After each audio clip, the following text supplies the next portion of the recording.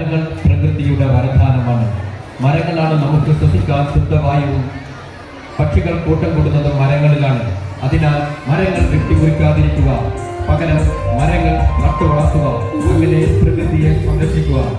മരം ഒരു